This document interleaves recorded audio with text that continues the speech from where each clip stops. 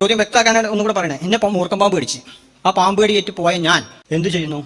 ഫാത്തിഹ സൂറത്ത് ഓതാതെ നബി പറഞ്ഞ് പഠിപ്പിച്ച് മനസ്സിലാക്കാതെ ഹോസ്പിറ്റലിലേക്ക് ഓടിയാൽ അത് സുന്നത്ത് നിഷേധമാണോ ഹദീസ് നിഷേധമാണോ എന്നാണ് ചോദ്യം. അങ്ങനെ ഒരു ഹദീസിലുണ്ട്, തേള് കുത്തിയ ഒരാള് ഫാത്തിഹ ഓതി മന്ത്രിച്ചു. അങ്ങനെ ഹദീസൊക്കെ കണ്ടാൽ നമ്മൾ എന്താ ചെയ്യുക? അത് എടുക്കാതെ ഹോസ്പിറ്റലിൽ പോയാൽ സുന്നത്ത് നിഷേധം ആവില്ല. കാരണം ഹോസ്പിറ്റലിൽ പോലും സുന്നത്ത് തന്നെയാണ്, അതും സുന്നത്ത് തന്നെയാണ്. നബി ഞങ്ങൾ പറഞ്ഞു ഫതദാവൂ, നിങ്ങൾ ചികിത്സിക്കുവീൻ. ചികിത്സക്ക് വ്യത്യസ്ത വഴിയുണ്ട്.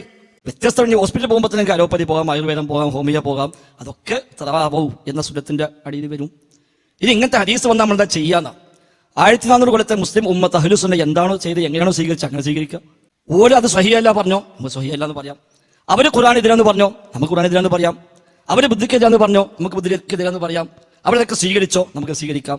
നിങ്ങൾ ഈ പറഞ്ഞ ഹദീസ് അഹ്ലു സുന്ന മുഴുവൻ സ്വീകരിച്ചതാണ്. ഇത് ബുഖാരി ഉദ്ധരിച്ചതാണ്. അഹ്ലു സുന്ന എല്ലാ പണ്ഡിതന്മാരും അംഗീകരിച്ചു പോകുന്ന ഹദീസാണ്. അതുകൊണ്ട് തന്നെ അവരൊക്കെ എങ്ങനെ സ്വീകരിച്ചോ അങ്ങനെ സ്വീകരിക്കുക. അതാണ് മൻഹജ്.